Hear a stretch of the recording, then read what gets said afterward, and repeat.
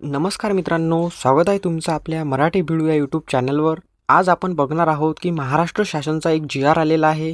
त्यामध्ये महाराष्ट्र घरेलू कामगार कल्याण मंडळाअंतर्गत राज्यातील नोंदणीकृत घरेलू कामगारांना मंडळाच्या निधीतून सन्मानधन योजना अंतर्गत द्यावयाच्या आर्थिक सहाय्याबाबत याप्रमाणे एक शासन निर्णय आलेला आहे। दिनांक 6 मार्च 2024 रोजी हा शासन निर्णय आलेला आहे। तर हा शासन निर्णय कोणता आपण ते सुद्धा बघू। तुम्ही येथे बघू शकता शासन निर्णय। महाराष्ट्र घरेलू कामगार कल्याण मंडळातर्फे प्रतिवर्षी दिनांक 31 डिसेंबर रोजी वयाची 55 वर्ष पूर्ण केलेल्या जीवित नोंदणी असलेल्या पात्र घरेलू कामगारांना महाराष्ट्र घरेलू कामगार कल्याण मंडळाच्या निधीतून सन्मानधन योजना अंतर्गत रुपये 10,000 एवढी रक्कम खालील अटींच्या अधीन राहून थेट त्यांच्या बँक खात्यात डीबीटीद्वारे जमा करण्याचा शासनाने निर्णय घेतलेला आहे। तर या योजनेच्या अटी व शर्ती कोणत्या त्यासुद्धा आपण बघू। यापूर्वी ज्या लाभार्थ्यांनी सदर योजनेचा लाभ घेतला असेल ते सदर योजनेसाठी पात्र नसतील। तुम्हाला जर या योजनेचा लाभ पाहिजे असेल तर तुम्ही या पहिले कोणत्याही या कामगाराच्या योजनेचा लाभ हा घेतला नसावा, तेव्हाच तुम्हाला या योजनेचा लाभ हा मिळणार आहे।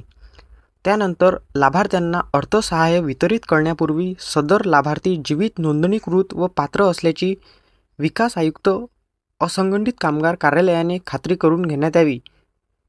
त्यानंतर आपली विकास आयुक्त असंघटित कामगार जे कार्यालय आहे ते तुम्ही जीवित आहात का किंवा नोंदणीकृत तुमचं व्हॅलिड आहे का याची खात्री करून घेणार आहे। त्यानंतर तिसरा पॉईंट दिलेला आहे, अर्थसहाय्य तातडीने वाटप होण्याच्या दृष्टिकोनातून कामगार आयुक्त तथा सदस्य सचिव महाराष्ट्र घरेलू कामगार कल्याण मंडळ यांनी कार्यपद्धतीबाबत आवश्यक ते आदेश निर्गमित करावेत।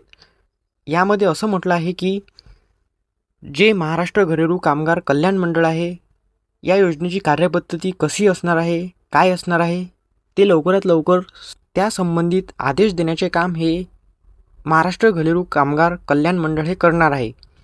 त्यानंतर चौथा पॉईंट दिलेला आहे, सदर अर्थसहाय्याचे वाटप जलद गतीने होण्याच्या दृष्टिकोनातून व लाभार्थ्याच्या सोयीच्या दृष्टिकोनातून कामगार आयुक्त कार्यालयाच्या जिल्हा कार्यालय प्रमुखामार्फत कामगार आयुक्त, कामगार उपआयुक्त, सहाय्यक कामगार आयुक्त, सरकारी कामगार अधिकारी यांच्यातर्फे हे अर्थसहाय्याचे वाटप हे करण्यात येणार आहे।